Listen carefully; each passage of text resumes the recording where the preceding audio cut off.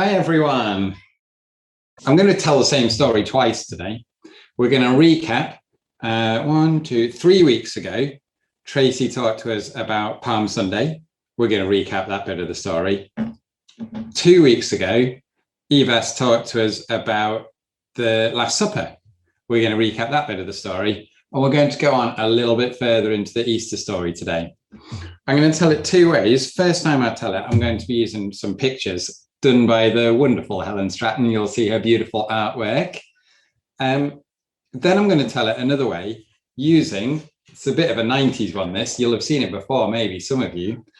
A piece of paper and a pair of scissors.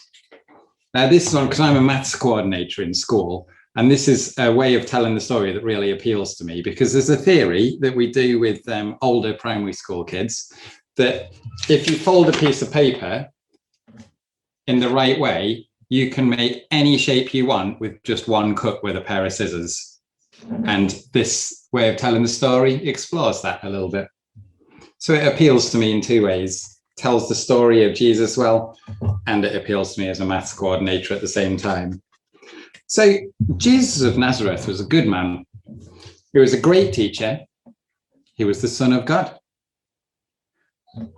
On the day of the Passover, I've missed out Tracy's bit. We think it was a week before Easter Sunday that Jesus arrived on a donkey into Jerusalem. And when he did, the people of Jerusalem were really happy to see him. They waved. Do you remember doing this with Tracy? They waved palm branches. They waved anything they could. They cheered as this man entered their city. They thought he was the king come to kick out the Romans. But it wasn't the sort of king Jesus had arrived to be. Later that week, on the day of the Passover, Jesus ate a special supper with all of his disciples.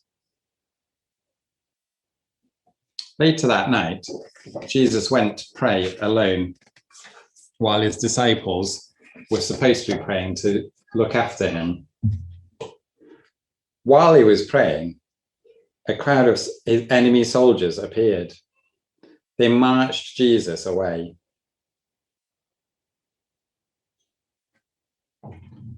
Cruel men pushed a crown of thorns onto Jesus' head and made him carry his cross. They led him out of the city.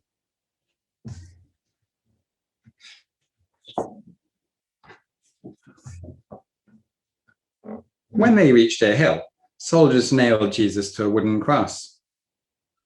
At midday, the sky went dark. Jesus cried out and died. That's the end of the story for today.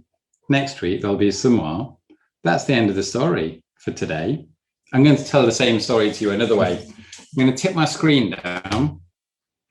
Now, can we see that? Can we see my bit of paper? Yes, we can see the bit of paper, can't we? Okay, so I'm going to tell the same story, and we're going to start a little bit earlier though. You see, Jesus, we're going to start in a desert, because Jesus once went out into a desert, and there he was tempted. We learned that word a few weeks ago when I was teaching you before. He was tempted to do all sorts of wrong things, but Jesus never did anything wrong. He always resisted temptation. Now, following that time, he went to John the Baptist and he was baptized. And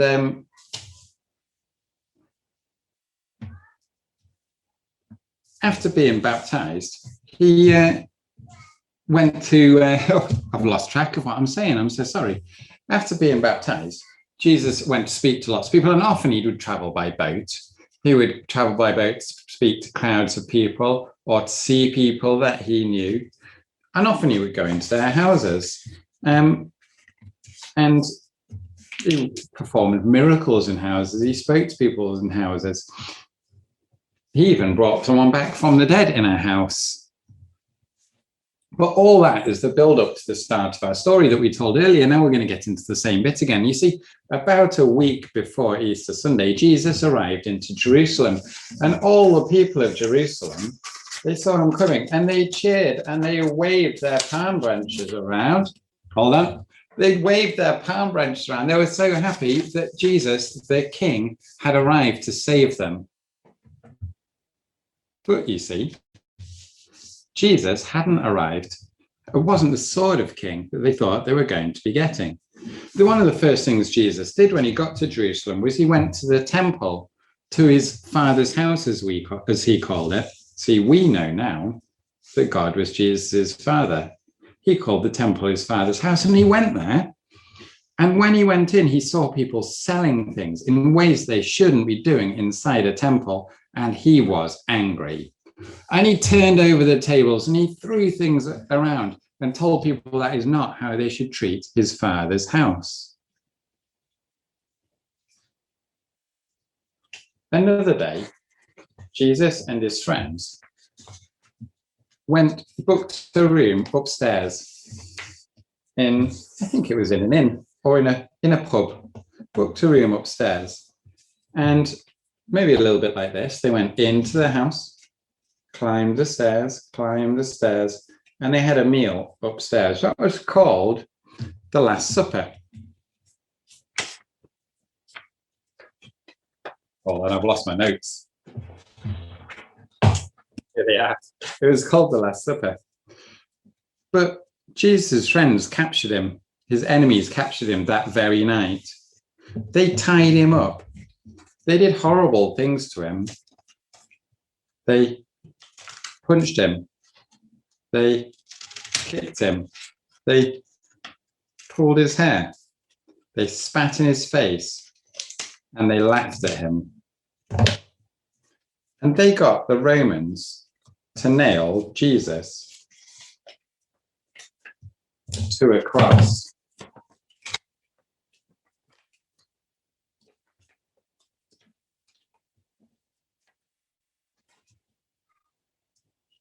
There were guards with spears to keep an eye on Jesus, to make sure no one tried to rescue him.